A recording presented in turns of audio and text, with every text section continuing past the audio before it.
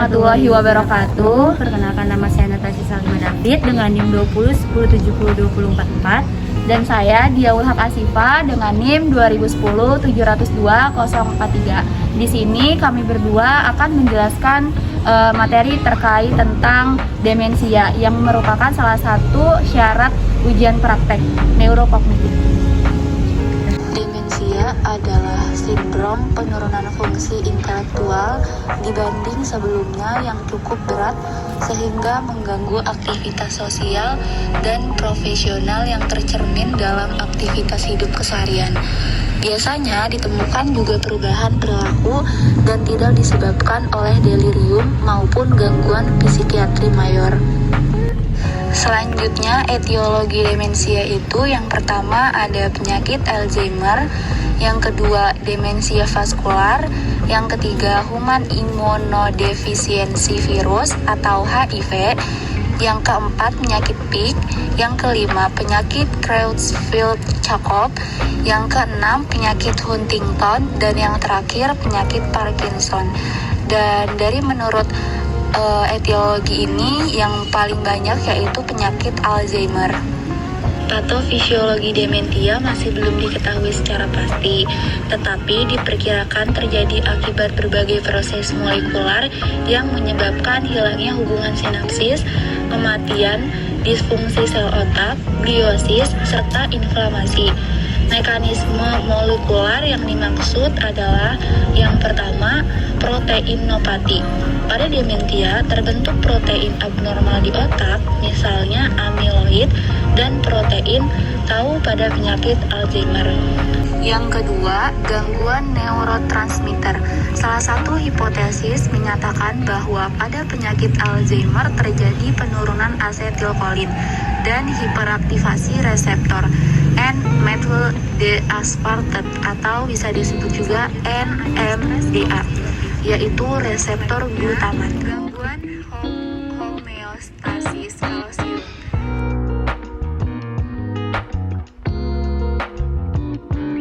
Faktor resiko dari dementia ada 3. Yang pertama, usia. Resiko terjadinya PA meningkat secara nyata dengan meningkatnya usia, meningkat 2 kali lipat setiap 5 tahun pada individu di atas 65 tahun dan 50% individu di atas 85 tahun mengalami demensia. Yang kedua, ada jenis kelamin. Beberapa studi prevalensi menunjukkan bahwa PA lebih tinggi pada wanita dibanding pria. Angka harapan hidup yang lebih tinggi dan tingginya prevalensi PA pada wanita yang tua dan sangat tua dibanding pria. Faktor resiko yang terakhir yaitu riwayat keluarga atau faktor genetik. Penyakit Alzheimer terjadi sebelum usia 60 tahun. Kelompok ini menyumbang 6-7% dari kasus PA. Sekitar 13% dari EOAD ini memperlihatkan transmisi autosomal dominan. Tanda dan gejala dementia yang pertama ada kehilangan memori. Tanda awal yang dialami lansia yang menderita demensia adalah lupa tentang informasi yang baru didapat atau dipelajari. Itu merupakan hal biasa yang diamali lansia yang menderita demensia seperti lupa dengan petunjuk yang diberikan, nama maupun nomor telepon, dan penderita demensia akan sering lupa dengan benda dan tidak mengingatnya. Yang kedua, kesulitan dalam melakukan rutinitas pekerjaan.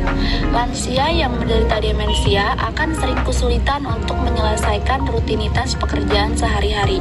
Lansia yang mengalami demensia, terutama Alzheimer disease, mungkin tidak mengerti tentang langkah-langkah dari mempersiapkan aktivitas sehari-hari seperti menyiapkan makanan, menggunakan peralatan rumah tangga, dan melakukan hobi.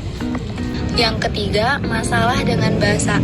Lansia yang mengalami demensia akan kesulitan dalam mengolah kata yang tepat, mengeluarkan kata-kata yang tidak biasa, dan seringkali membuat kalimat yang sulit untuk dimengerti orang lain. Yang keempat, disorientasi waktu dan tempat. Mungkin hal biasa ketika orang yang tidak mempunyai penyakit demensia lupa dengan hari atau di mana dia berada. Namun, dengan lansia yang mengalami demensia akan lupa dengan jalan, lupa dengan di mana mereka berada dan bagaimana mereka bisa sampai di tempat itu, serta tidak mengetahui bagaimana kembali ke rumah. Yang kelima, tidak dapat mengambil keputusan. Lansia yang mengalami demensia tidak dapat mengambil keputusan yang sempurna dalam setiap waktu, seperti memakai pakaian tanpa melihat cuaca atau salah memakai pakaian. Yang terakhir, perubahan suasana hati dan kepribadian. Setiap orang dapat mengalami perubahan suasana hati menjadi sedih maupun senang, atau mengalami perubahan perasaan dari waktu ke waktu. Tetapi dengan lansia yang mengalami demensia dapat menunjukkan perubahan perasaan dengan sangat cepat, misalnya menangis dan marah tanpa alasan yang jelas. Tes kognitif yang dapat dilakukan untuk pasien dengan demensia salah satunya adalah MMSE atau Mini Mental State Examination. Tes kognitif MMSE meliputi form yang berisi pertanyaan-pertanyaan yang harus dijawab oleh pasien. Misal contoh pertanyaannya, misalnya ibu sekarang tahun berapa, musim apa, bulan apa, tanggal dan hari apa. Pertama, tahunnya tahun berapa saat tahun ini? Oh, tahun ini 2022. Ya, benar. Sekarang lagi musim apa? Musim kemarau. Panas. Ya, panas. Sekarang bulan apa ibu? Bulan apa? November. Benar, November. Bulan apa ibu? Lupa saya, bulan November kan benar? Bulan Desember ibu sekarang. Ya. Sekarang tanggal berapa ibu? Ingat nggak ibu? Tanggal 2. Iya. Benar. Saya lupa soalnya saya nggak pernah ngeliatin tanggal sih. Sekarang tanggal 15 15 Desember. Ya. Hari apa nih sekarang? Hari Rabu. Hari Rabu, benar, hari Rabu. Dan jika pasien menjawab dengan benar semua, itu skornya 5.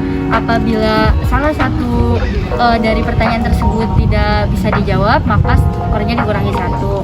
Begitupun dengan pertanyaan-pertanyaan selanjutnya, tetapi dengan skor berbeda dengan sesuai formulir atau kertas MMSE yang tersedia. Latihan yang dapat dilakukan pada fisioterapi untuk pasien demensia adalah single dual task atau dual task exercise. Oke, selanjutnya itu ada latihan keseimbangan untuk pasien demensia. Yang pertama itu mengangkat dengan satu kaki atau kakinya diangkat satu. Ibu boleh, ibu begini, tangan ke sini, kakinya diangkat satu. Ibu boleh. Diangkat satu. Satu lagi diangkat. 2.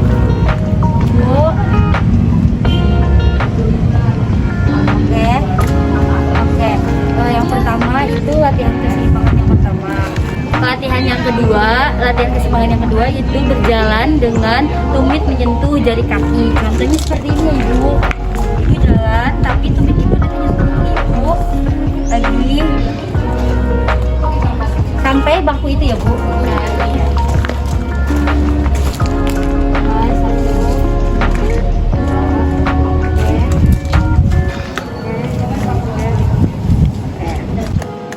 Latihan yang ketiga yaitu mengangkat kaki ke belakang. Ibu sekarang angkat kakinya ke belakang. Ini diulang selama 15 kali ya bu. Oke, bisa dimulai. Selanjutnya itu adalah latihan jinjit. Jadi pasien diperintahkan untuk memegang tumpuan pada tembok atau pada bangku, dan pasien diperintahkan untuk berjinjit. Ibu boleh mulai berjinjit 1, 2, diulang sampai 20 kali. Selanjutnya itu ada gerakan push up pada tembok. Jadi pasien diperintahkan untuk push up pada tembok. Oke, ibu mulai push up ini. Tegak. Ini diulang selama 5 sampai 10 kali. Selanjutnya, kita sebagai fisioterapi dapat memberikan latihan senam otak kepada pasien yang mengalami demensia.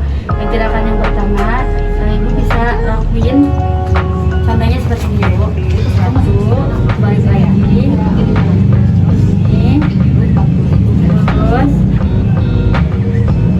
Oke, gerakan yang pertama. Gerakan yang kedua, Ibu bisa lakuin gerakannya seperti ini, Bu. Satu, dua, tiga, empat, lima, enam, terus, oke. Gerakan yang ketiga, Ibu bisa lakuin satu, dua, tiga, empat, lima, enam, tujuh. Itu adalah contoh gerakan dari contoh beberapa gerakan dari senam otak. Kemudian pasien dengan demensia bisa diberikan latihan senam aerobik low impact. Contoh gerakannya pertama bisa dimulai dengan jalan di tempat 1x8. Kedua, tangan digenggam, leher diberikan ke kanan, ke kiri. Lalu bisa tangan kanan dan kiri dan seterusnya, tetapi dengan intensitas gerakan yang benar. Sekian dari kami, kurang lebihnya mohon maaf. Wassalamualaikum warahmatullahi wabarakatuh.